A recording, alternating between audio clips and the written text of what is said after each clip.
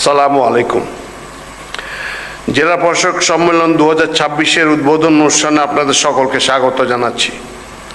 শুরুতেই গভীর শ্রদ্ধার সঙ্গে স্মরণ করছি মহান মুক্তিযুদ্ধের শহীদ ও বীর মুক্তিযোদ্ধাদের, যাদের আত্মত্যাগের বিনিময়ে আমরা অর্জন করেছি স্বাধীনতা। শ্রদ্ধাভরে স্মরণ করছি জুলাই অভ্যুত্থানের শহীদ ও আহত দেশপ্রেমিক ছাত্র জনতাকে, যাদের আত্মদান একটি ন্যায়ভিত্তিক, অন্তর্ভুক্তিমূলক ও গণতান্ত্রিক বাংলাদেশ বিনির্মাণের পথকে সুগম করেছে। সম্মানিত সুধীবৃন্দ, জেলা প্রশাসন একটি ঐতিহ্যবাহী প্রতিষ্ঠান। ব্রিটিশ ভারতে 1772 সালে প্রথম কালেক্টরের পদ সৃষ্টি করা হয়। পদটির নাম ছিল ডিস্ট্রিক্ট কালেক্টর। এর জন্য জেলা প্রশাসকের কার্যালয়কে আজও ঐতিহ্যগতভাবে কালেক্টরেট হিসেবে অভিহিত করা হয়। পরবর্তীকালে দায়িত্ব পালনের প্রয়োজনে ফৌজদারি বিচার ক্ষমতা অর্পণ করা হয় ও ডিস্ট্রিক্ট ম্যাজিস্ট্রেট নামে আরেকটি অভিধান সৃজন করা হয়। পাকিস্তান আমলে জেলার উন্নয়ন কার্যক্রমের সমন্বয় সাধনের জন্য ডিস্ট্রিক্ট ম্যাজিস্ট্রেট বা কালেক্টরেটের জন্য আরেকটি সত্তা সৃষ্টি করা হয়, যার নাম ডেপুটি কমিশনার।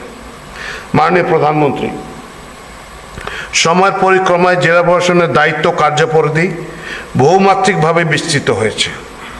জেলা প্রশাসকগণ মাঠ পর্যায়ে সরকারের প্রতিনিধি হিসেবে দায়িত্ব পালন করে থাকেন। জেলা প্রশাসক সম্মেলন সরকারের নীতি ও কর্মপরিকল্পনা সরাসরি মাঠ পর্যায়ে পৌঁছে দেওয়ার একটি গুরুত্বপূর্ণ মাধ্যম। এই সম্মেলনে মাঠ প্রশাসন নীতি নির্ধারণী পর্যায়ের মধ্যে কার্যকর সমন্বয় ও প্রত্যক্ষ সংলাপের একটি গুরুত্বপূর্ণ প্ল্যাটফর্ম। প্রশাসনের কর্মকর্তাগণ এই সম্মেলনের মাধ্যমে সরকারের সর্বোচ্চ অবস্থান থেকে দিক নির্দেশনা লাভ করেন এবং নিবেদিত চিত্তে কাজ করার অনুপ্রেরণা লাভ করেন। সম্মেলনে সরকার প্রধান হিসেবে আপনার প্রদত্ত নির্দেশনা বাস্তবায়নে জেলা প্রশাসকগণ সদা তৎপর থাকবেন। প্রিয় বিভাগীয় কমিশনার ও জেলা প্রশাসকবৃন্দ, আপনারাই মাঠ প্রশাসনের মূল চালিকা শক্তি। সরকারের নীতিমালা ও অগ্রাধিকারমূলক কর্মসূচি বাস্তবায়নে আপনাদের ভূমিকা অপরিহার্য। বর্তমান সরকার দায়িত্ব গ্রহণের সঙ্গে সঙ্গে বিভিন্ন কল্যাণমূলক কর্মসূচির মাধ্যমে জনগণের জীবন মান উন্নয়নে বহুমুখী কার্যক্রম বাস্তবায়ন করছে। আপনারা জানেন, ব্যক্তি নয়, পরিবারই উন্নয়নের মূল একক। এই দর্শনকে ভিত্তি করে নারীর মর্যাদা নিশ্চিতকরণ, খাদ্য নিরাপত্তা, স্বাস্থ্য, শিক্ষা উন্নয়নের লক্ষ্যে ফ্যামিলি কার্ড কর্মসূচি চালু হয়েছে। এক্ষেত্রে স্বচ্ছতার মাধ্যমে সঠিক উপকারভোগী নির্বাচন আপনাদের দায়িত্ব ও কর্তব্য। এছাড়াও বর্তমান সরকার ইমাম, মুয়াজ্জিন, খাদেম এবং অন্যান্য ধর্মীয় নেতাদের যথা পুরোহিত, সেবায়েত, ভিক্ষু এদের জন্য মাসিক সম্মানী বা ভাতার একটি নতুন ও পাইলট প্রকল্প চালু করেছেন।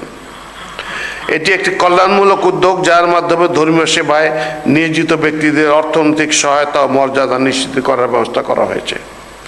একইভাবে সরকার ভূমিহীন, প্রান্তিক ও ক্ষুদ্র কৃষকদের জন্য কৃষক কার্ড চালু করেছে, যার মাধ্যমে কার্ডধারীরা ন্যায্য মূল্যে কৃষি উপকরণ, সহজে ঋণ, সরাসরি সরকারি ভর্তুকি মূল্যে সার, বীজ ও কীটনাশক এবং বছরে ২৫০০ টাকা আর্থিক সহায়তা সহ মোট 10 ধরনের সুবিধা পাবেন। কৃষি আমাদের অর্থনীতির মূল চালিকা শক্তি, সুতরাং যাচাই বাছাইয়ের মাধ্যমে প্রকৃত কৃষক যেন এই সুবিধা পায়, ফলপ্রসূ তদারকির মাধ্যমে তা আপনাদের নিশ্চিত করতে হবে।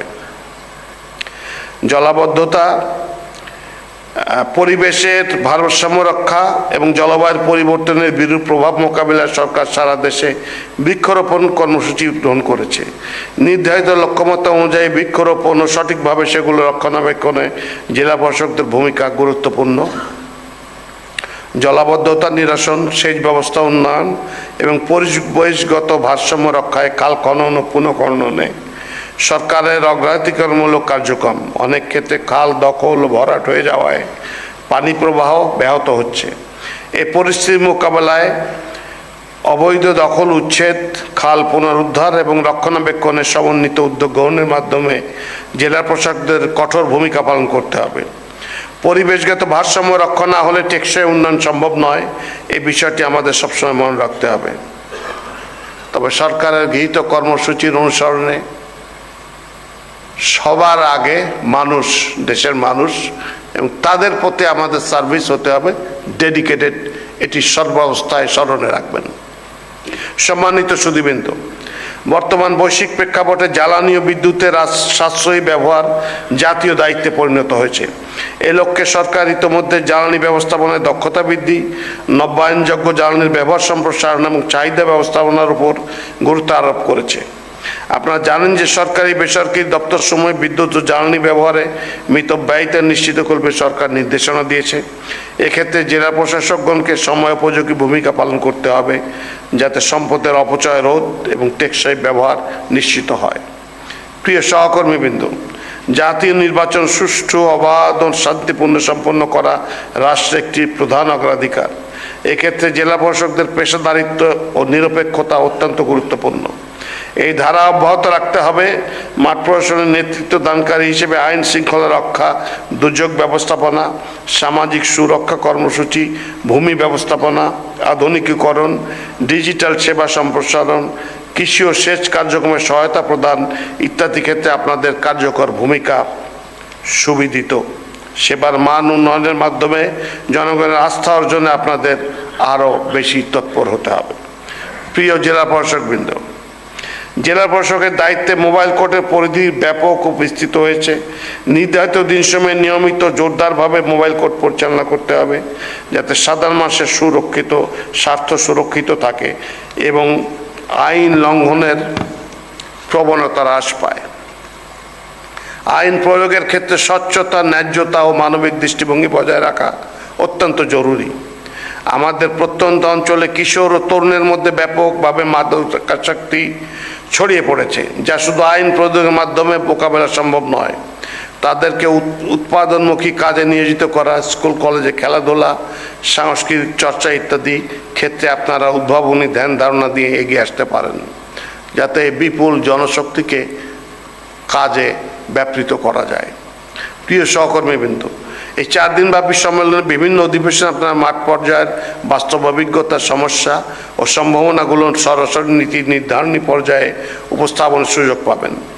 সরকারের নীতি নির্ধারণ এবং জ্যেষ্ঠ কর্মকর্তার অভিজ্ঞতা আপনাদের কাজে নতুন গতি ও পথ নির্দেশ করবে। আপনাদের মতামত, সুপারিশ, অভিজ্ঞতা সরকারের নীতি প্রণয়ন এবং বাস্তবায়ন প্রক্রিয়াকে আরও কার্যকর ও সময়োপযোগী করতে সহায়তা করবে। মাননীয় প্রধানমন্ত্রী, আপনার দূরদর্শী নেতৃত্বে বাংলাদেশের উন্নয়নের এক নতুন দিগন্তে এগিয়ে যাচ্ছে। আপনার নেতৃত্বে মাঠ প্রশাসন ভবিষ্যতের চ্যালেঞ্জ মোকাবেলায় সততা, দক্ষতা ও আন্তরিকতার সঙ্গে দায়িত্ব পালন করে জনগণের প্রত্যাশা পূরণে সক্ষম হবে, এটাই আমার দৃঢ় বিশ্বাস। আপনার উপস্থিতি জেলা প্রশাসক সম্মেলনকে তাৎপর্যমণ্ডিত করেছে। আমি মন্ত্রিপরিষদ বিভাগের পক্ষ থেকে আপনার প্রতি গভীর কৃতজ্ঞতা জ্ঞাপন করছি। পরিশেষে সম্মানিত সুধী, জেলা প্রশাসক 2026 উদ্বোধন অনুষ্ঠানে উপস্থিতির জন্য সকলকে আন্তরিক ধন্যবাদ জানাচ্ছি।